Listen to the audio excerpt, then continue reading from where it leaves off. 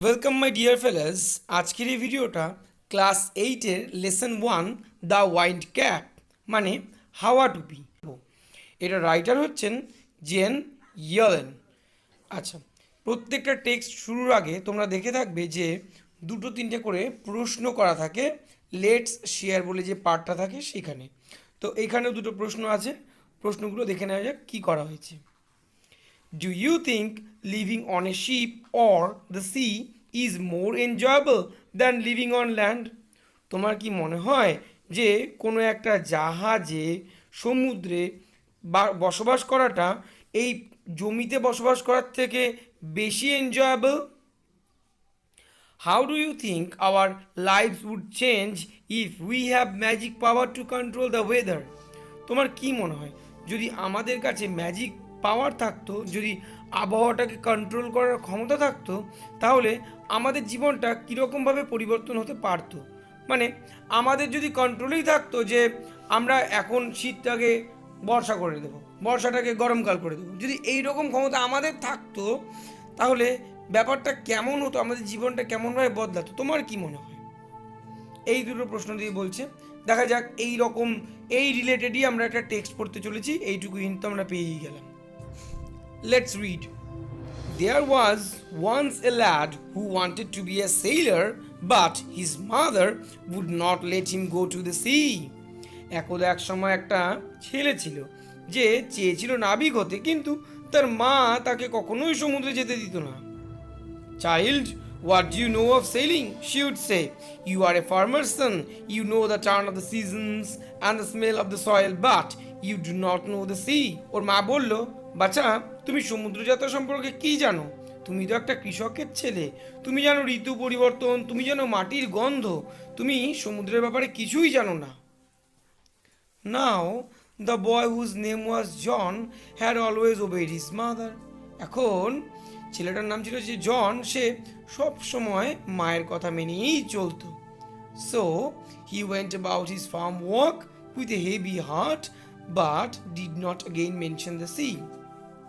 সুতরাং সে তার খামারের কাজকর্ম করতে গেল তার কষ্টকর হৃদয় নিয়ে এবং কাজ করত, এবং পাশাপাশি কখনো আর সমুদ্রের নামটা মুখেও আনেনি।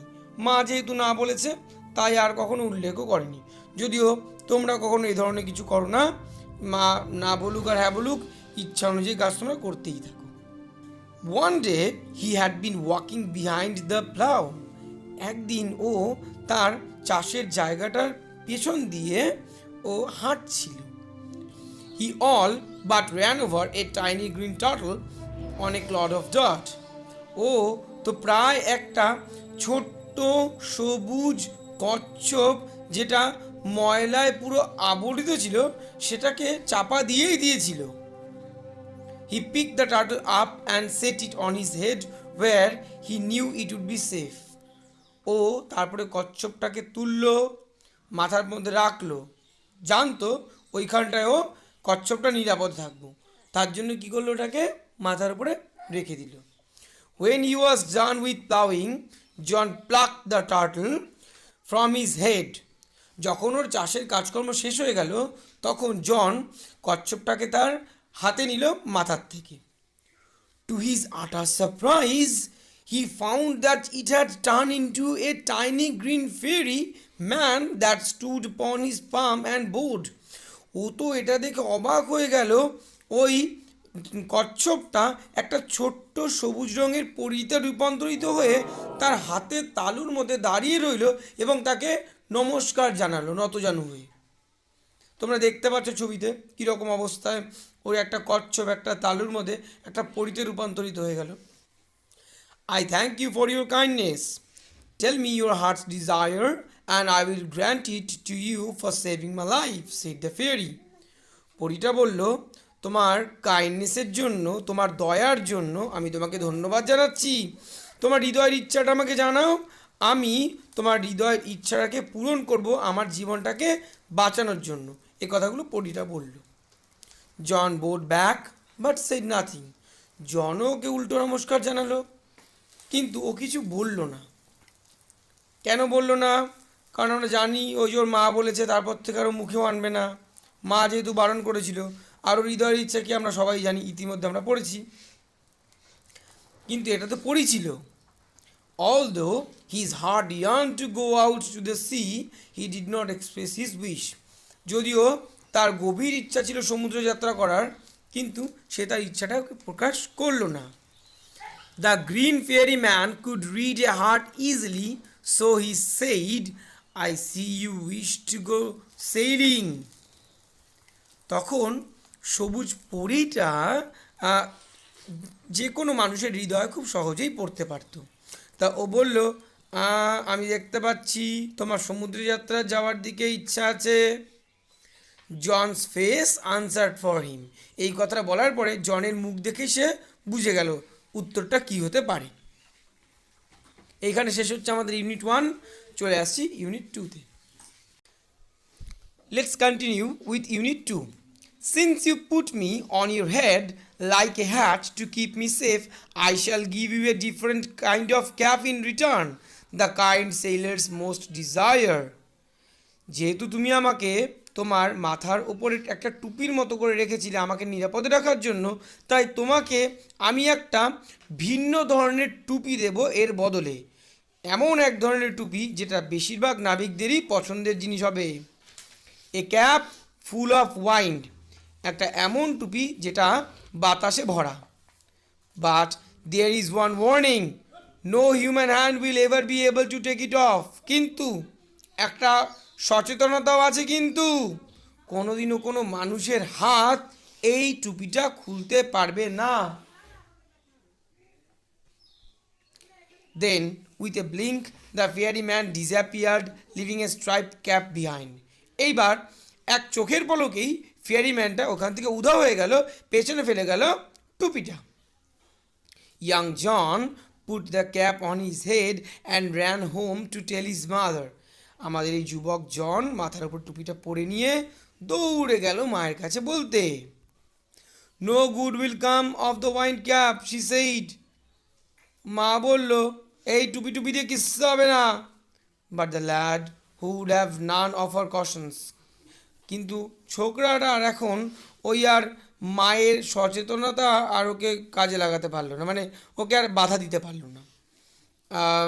দ্য ভেরি নেক্সট ডে, পরের দিনই, putting on the sailor's cap, he ran off to the sea. মাথার উপর টুপিটা পরে দৌড়ে গেল সমুদ্রে। On seeing a ship anchored near the shore, he requested the captain to take him along. সমুদ্রের বিচে যখন নাকি দেখতে পেল যে একটা জাহাজ ইতিমধ্যে ওখানে নোঙর করা রয়েছে, সে জাহাজের ক্যাপ্টেনকে অনুরোধ করলো তাকে সাথে করে নিয়ে যাওয়ার জন্য। Thus began his first ever sea voyage. এইভাবেই শুরু হয়ে গেল জনের প্রথম সমুদ্র যাত্রা। Well, the wind cap worked as the fairy had said, but that one condition prevailed. যাই হোক, ওই হাওয়া টুপিটা কাজ করতে লাগলো যেমন বলেছিল ওই পরীটা, ঠিক তেমনভাবেই। কিন্তু একটা শর্ত ছিল, শর্তটা এবার প্রয়োগ হতে লাগলো।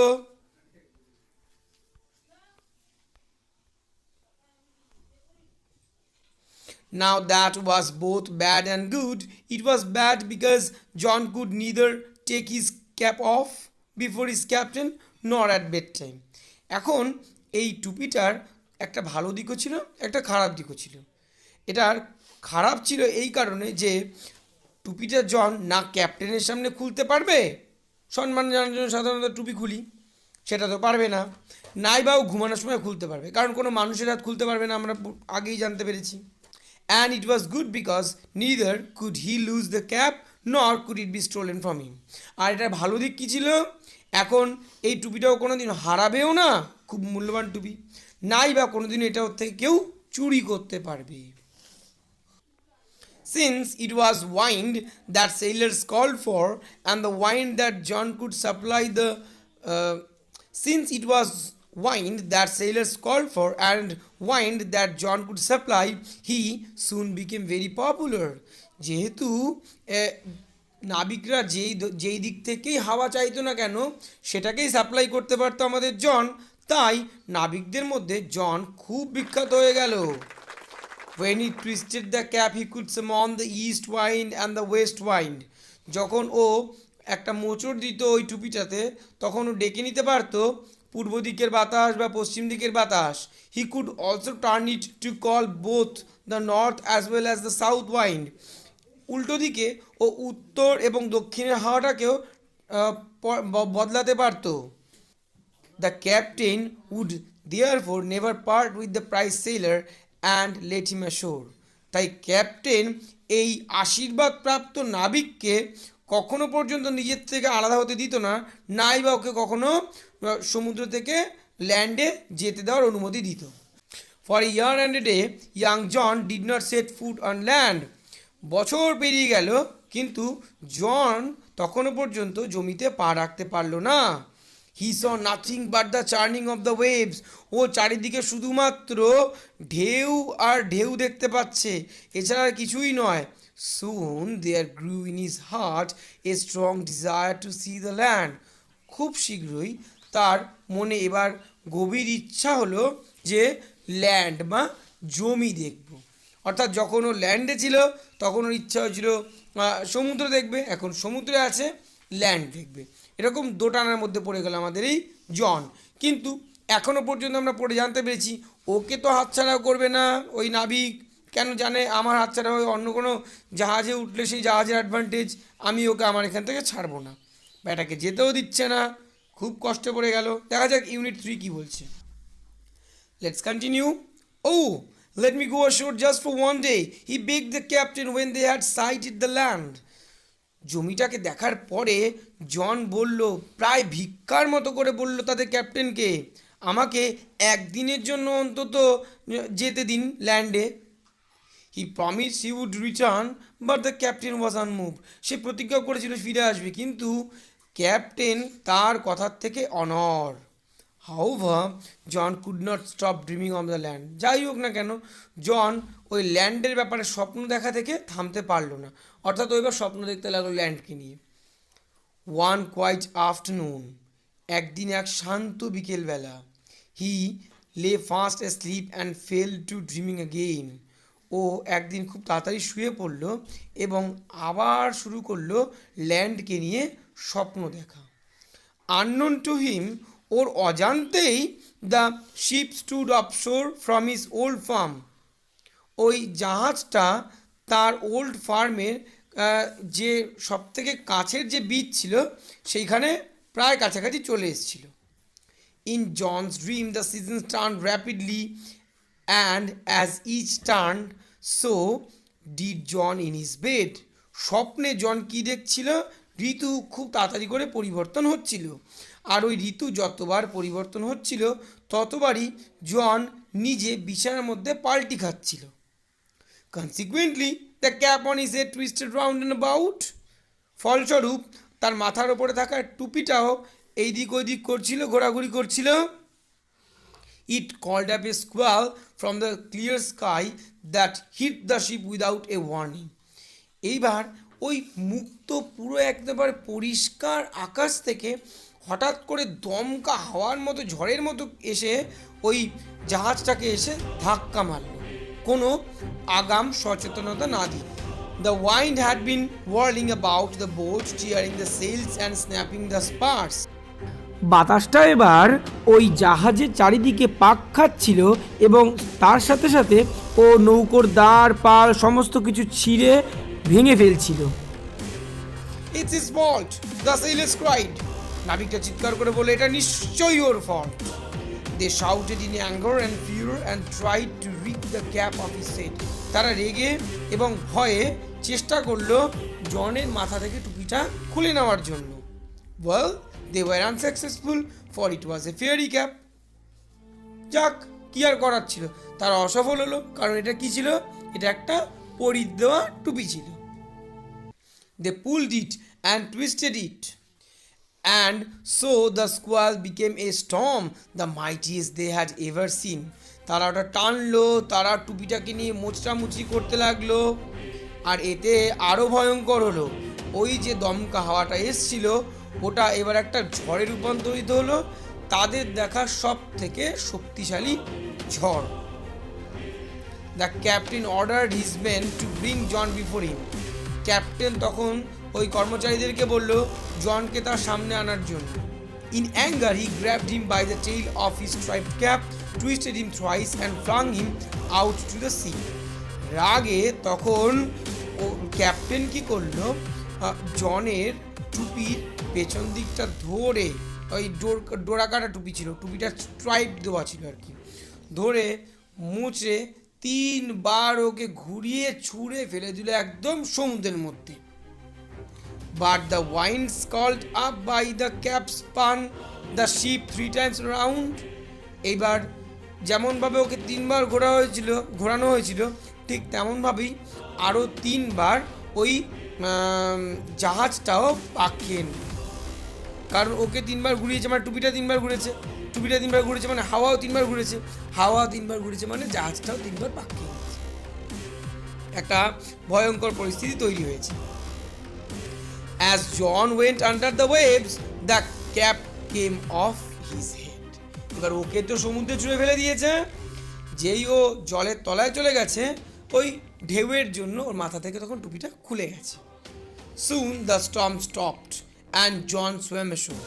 খুব তাড়াতাড়ি এবার ঝড়টা থেমে গেছে আর জনও তখন সাঁতরে পাড়ে চলে এসেছে। দ্য ক্যাপ ফলোড হিম। ওই টুপিটাও ওকে অনুসরণ করতে করতে পেছন পেছন চলে এসছে। Then he got to the land. John picked up the cap and ran home to his mother and farm. তারপরে জন পাড়ে উঠল, টুপিটাকে নিল, দৌড়ে গেল তার মা এবং তার খামারের কাছে। Again in the winter, when the snow lay heavy on the fields, he began to dream of the sea. আবার যখন শীত এলো, যখন কিনা মাঠের চারিদিকে বরফে আবৃত হয়ে গেল, আবার জন স্বপ্ন দেখতে লাগলো সমুদ্রের। John went to the wardrobe. জন তখন গেল হচ্ছে তাদের বাড়িতে রাখা আলমারির কাছে। Got out the fairy cap. পরিত দেওয়া টুপিটাকে বার করলো। And stared at it for a long moment. বেশ কিছু মুহূর্তের জন্য ওটাকে দেখতে নিল। এই যে এখন যে গল্পটা হচ্ছে, যে এই পার্টটা থেকে, এই প্যারাটা থেকে, এটা কিন্তু আগের যে ইনসিডেন্ট ঘটেছিল তার অনেক দিন পরের, শীতকাল চলে এসছে তখনকার ইনসিডেন্ট। তো বলছে কি যে ও অনেকক্ষণ ধরে তাকিয়ে রইল টুপিটার দিকে। Talking in his shirt he ran out to the field. ওটাকে জামার মধ্যে গুজে দৌড়ে গেল তার মাঠের ওখানে টুপিটাকে নিয়ে। কিন্তু he place the wind cap under a stone where he knew the fairy man would find it. এবার জন ওই হাওয়া টুপিটাকে একটা পাথরের নিচে সেখানে গিয়ে চাপা দিয়ে রাখলো। ও জানতো পরীটা এখান থেকে নিশ্চয়ই খুঁজে নিয়ে যাবে। Then he left again for the সিজ।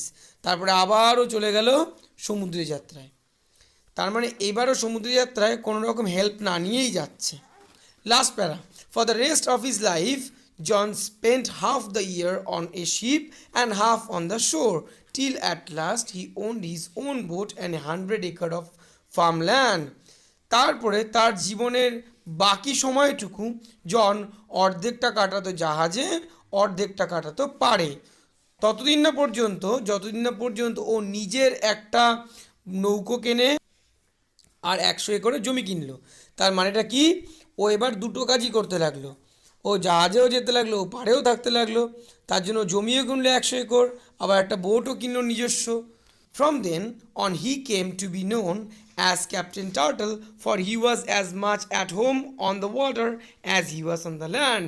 তারপর থেকেই জন ক্যাপ্টেন টার্টেল হিসেবে পরিচিত হতে লাগলো, কারণ ওর কাছে ঘর হিসাবে যতটা জল ছিল ঠিক ততটাই ছিল পার। কচ্ছপও তাই করে, যে যতটা জলে থাকে ততটাই পাড়ে থাকে। তো যাকে এই গল্পটার একটা কোইন্সিডেন্স কি, ও কিন্তু পাড়া দিয়েছিল একটা কচ্ছপকেই, আর ও যে জীবনযাপন করছে বর্তমানে একটা কচ্ছপের মতোই জীবনযাপন করছে। এই গল্পটার তোমার কেমন লাগলো সেটা কমেন্ট বক্সে লিখে জানাবে, আর অবশ্যই ভিডিওটাকে একটা লাইক আর কমেন্ট করে দেবে।